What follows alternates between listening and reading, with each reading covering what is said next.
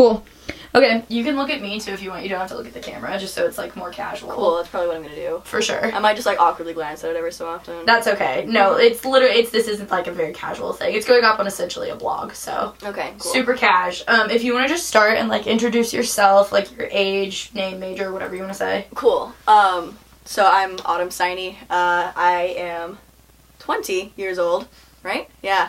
I go to IU. I'm a studio art major. I just applied for the BFA, so focus in ceramics is my goal. Awesome. Yeah. So how would you define your personal style?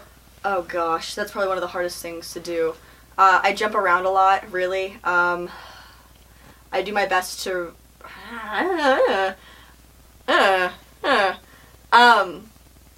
I don't really think it fits into a category or a label. I guess nowadays it'd sort of be, like, whatever, like the alt hipster fashion kind of stuff. I spend a lot of time making my own things, really. A lot of repurposing, thrifting, clothing swaps. It goes from everything from what could be considered, like, very pastel-y, like, almost, like, Lolita fashion to, like, very grungy, very punky kind of dealios. Best that I can do, really. Very cool. So you kind of like don't want to be wearing the same thing everyone else is. No, I really don't. I try not to. Yeah, I very much so try not to. Have you always been that way, or is it something I have. you've grown into? It's definitely always been something that I've done. I was a child, and I remember going to school with like weird twists in my hair, and I actually like put those like army men figures in my hair. My mom would get really upset because we didn't have a lot of money when I was growing up, and she would buy me a new shirt, and I would cut it up. She'd be livid. I would be made fun of a lot as a child. Not like a lot, but no one really knew what I was doing, and I guess I didn't either, but I liked it, so. Can you like pinpoint any reason why specifically it is that you don't want to dress the same as everyone else? I don't know. I just didn't really, I guess I was just sort of used to not fitting in, and I've always been really comfortable with it. I know a lot of people, not a lot, but you know, some people struggle with such things. You know, they want to make friends through, you know, being like them to some extent, because it's a really good way to connect with people, but I found my own way of connecting with people by being something else, and it made me feel really confident, because there's not a lot that makes me feel awkward or weird or upset now. Like, I love going to parties and being the kid that just kind of sticks out, so I don't know, it just makes me feel special, and it makes me feel confident in my own way when I'm walking down the street and I look a little off. Maybe I just like attention, I don't know. Extrovert. So do you like pay attention at all to trends or like what's going on in fashion, or do you just like don't care at all? I mean, so, you know, social media exists. I have an Instagram. I definitely follow people that I guess would consider fashion icons. I don't know any of them by name, honestly. But, you know, I look for people that kind of represent the same kinds of things in which I do. So, you know, uniqueness, diversity, people that have models of all different shapes, size, colors, races. I prefer to just support things that I feel like are worthy in life, I guess. Regarding trends, I used to pay attention just so I wouldn't fall into them, honestly. And I find that since, you know, we live in Bloomington, a very unique place, I used to be angry, specifically in high school years, when, like, what I was doing and what was considered weird or, like, kind of stupid started becoming, like, mainstream, because I was already comfortable with what I was doing.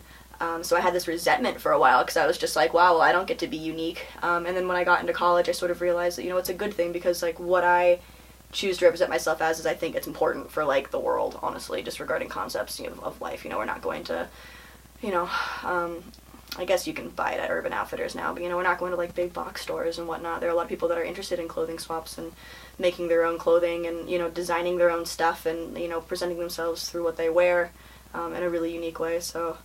I don't know, long answer, but do I pay attention to trends? Yeah, kind of, but also not so much anymore. So going off of what you said with people who, like, obviously, like, will buy something from Urban Outfitters, but it's, like, different, you know, how do you think that almost, like, hipster phenomena has, like, taken over with our generation? I don't know, man. I feel like,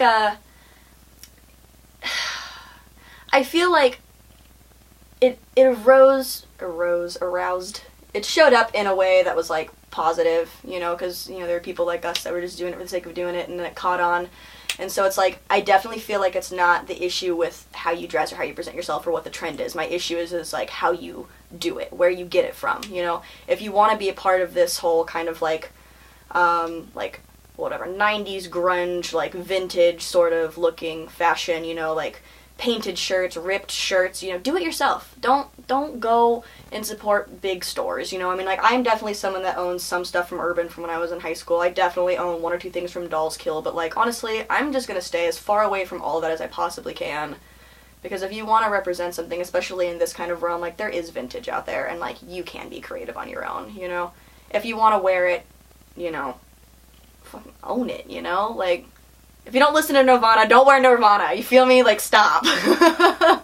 No, 100%. That's really funny you said that, because every time I wear this shirt, like, guys especially will be like, what's your favorite Nirvana song? And I'm like, yeah. Why do I have to have a favorite? Like, Heart-Shaped Box is fantastic. Come As You Are is fantastic. Like, Incesticide is fantastic. Yeah. Like, don't come at me like that. And I feel like it sort of ends up turning into this sort of situation where, like, you have to, like, prove yourself. You have to prove yourself that you're, like, an alt bitch, you know? And it's like, I don't need to prove myself. Like, I don't want to be in a situation where, like, people look at me and they're like, you know, you're probably not real. Because it's like, this is as real as I can be, you know? And I don't really like this influx of people showing up into, like, what I think of as, like, my safe place that I've created just because they bought it at a store, you know? Like, I don't know. I feel like it comes with, like, a peace of mind, and, you know, I guess it's just, like, a form of gentrification, you know? Like, everyone likes it for a minute because it's popular, and then, you know, eventually it'll move on and I'll still be here. No, 100%. Going along with that, like, with trends, what do you think kind of the life cycle of a trend is today, since we're such in, like, a fast-paced, fast fashion world? Yeah, you see, that's something that I think is really interesting, because it's like, we live in a world where you can just sort of have anything, you know? I mean, we've gotten to the point where now we're recycling trends, you know? It's really difficult to create something new and different that hasn't been done before, you know? Which is something that I'm trying to do, but it's really difficult, in all honesty, because everything really has already been done. So, I mean, I don't really know if trends are going to be recycled, truly. I think one or two things are going to be, like, really big for a while, and then it'll, like, die down and nothing will be pretty big, you know? But, like, as far as, like, bell-bottoms being really popular and everyone looking the same, like, when I go out, you know, you can kind of put them into categories, but I don't think anything's really going to die. I think people are just going to break off into what they find norm and, like, comfortable and sort of stick with that, I'd say, you know? Yeah, there's just too much, really. Too much. So almost like with our generation, it's the start of, like, we're having our own niche within things that have already been done. Yes. Like, is that kind of... That is sort of what I'm saying, yeah. And then, like, you know, there will be one or two things that are popular and not, but I think that people are just gonna just choose what they choose, because there's so much stuff around us and there's nothing, like, I don't know, it's just, it all already exists, so it's just gonna be people wearing what already exists, I think, you know? Mm-hmm, definitely. Hopefully, anyways. No, I had someone I interviewed yesterday say, like, the exact same thing. He was like, Yeah. everything's already made. Like, we have no choice. Yeah. I mean, you know, there are always going to be people that try to do something new and different, but the new and different's going to be, you know, I don't know. We're probably going to get into some really stupid stuff where people are wearing two different shoes that are the same but different, and, like, you know, people will go to really high extremes to do something, like, new and big, you know, like, who knows, you know, but I'm just waiting for someone to bring back, like, Victorian fashion or something. Like, let's just do that. Like, I don't know, like, recycle it all the way back to that point. Like, maybe I'll start wearing burlap sacks, I don't know, like, something. Like, give me a corset, goddamn. Yeah, exactly, like, why not, yeah. So do you have any knowledge of, like, counterculture in fashion at all? Like, how it traditionally arose? Somewhat, a little bit, mostly just through, like, really, I mean, what I consider the past, but really isn't, just, like, a few generations back. A lot of it, I found, has to do with just, like, ideas, so a lot of it has to do with going against, like, social norms, or, like, fighting the man, or, like, you know, just, their people are unhappy with, like, the culture around them, and so they decide to rebel, and they show that through what they're wearing, and to some extent, that's what I'm doing with what my brand is. You know, right now I feel like there's this huge idea around, like, you know, hiding female nudity, and there's this huge deal around, like, I don't know, there's always been this issue with, like, anti-graffiti, and, like, these sort of, what could be considered, like, rebel children, like, degenerate children, which I think is just, like, living life, you know?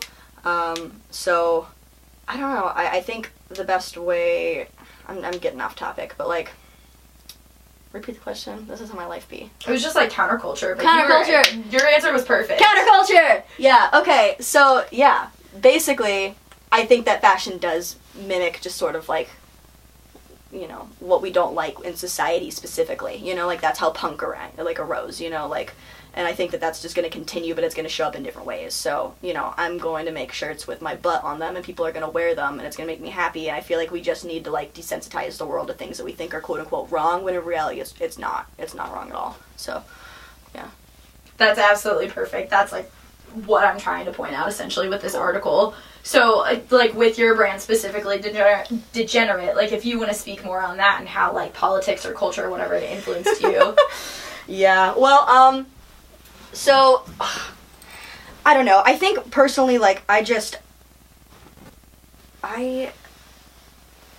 have themes that I just think are beautiful, you know?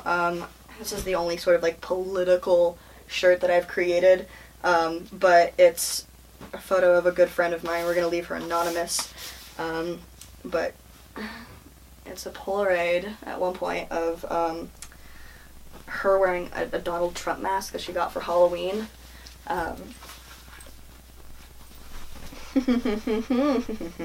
It says dump him on it. So right now what I'm sort of, you know, putting out with this shirt in my brain is not only do we have an asinine president in more ways than one, but it's highlighting the beauty of the female body, which I feel like needs to be in this context specifically because, you know, he's very sexist, messed up.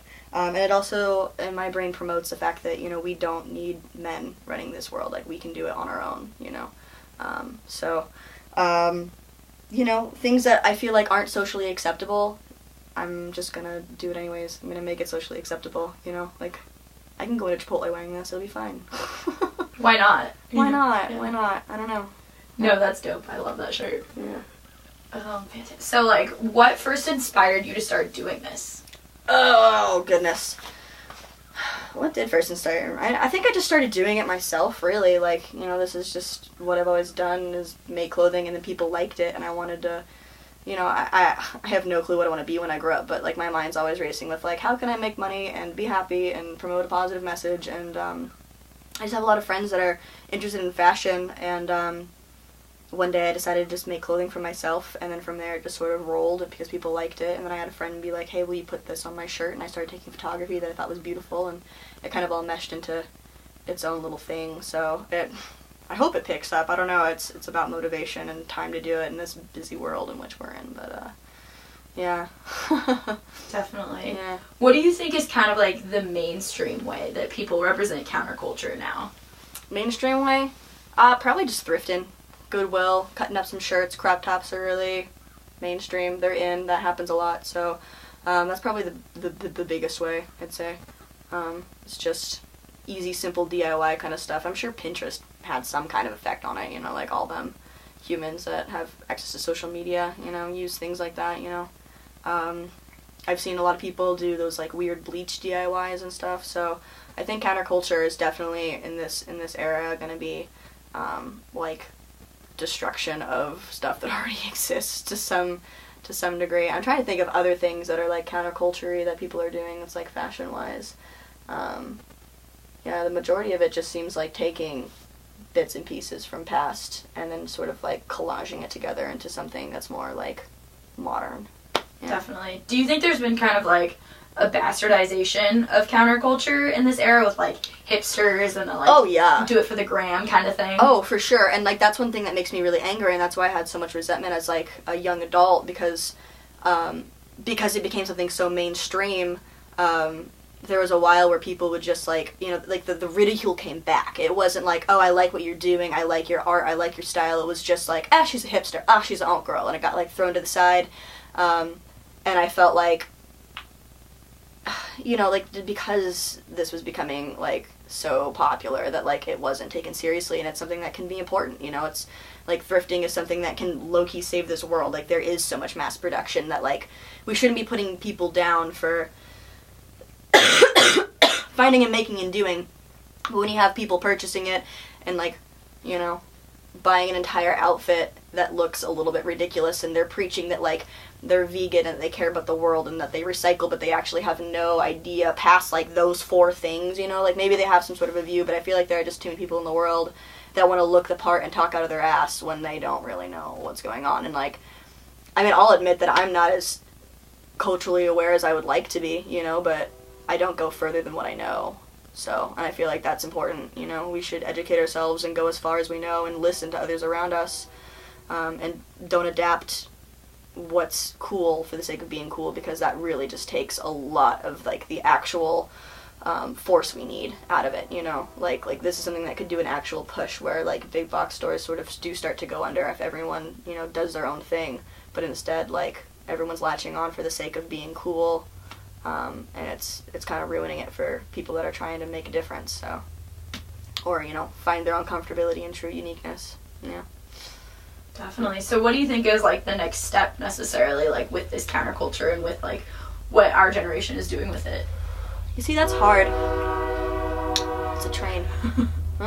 Yeah, I think that's a really hard one, honestly, because there are just so many people in this world right now that, you know, it's a concept that me and my family have talked about for a while. My mom's just like, if everyone will just do fill in the blank, but the issue is everyone's not going to. The majority of the people aren't doing what, I guess in my opinion, needs to be done to make the right kind of steps. And the issue is like, you can't really control anyone else. You can really only control yourself, and influence people, you know, which is getting even harder because everything's through social media, and it's so easy to just look at it, scroll past it, and not care about it. We're just being, you know, bombarded by information and ideas and stuff constantly that, like, I don't really know if there's an answer. I really don't. I mean, you can really only control yourself and put your information out there and help people latch onto it and not give up and just make sure that you support what you think is worthy. And I definitely think that shaming people is not the way to do it,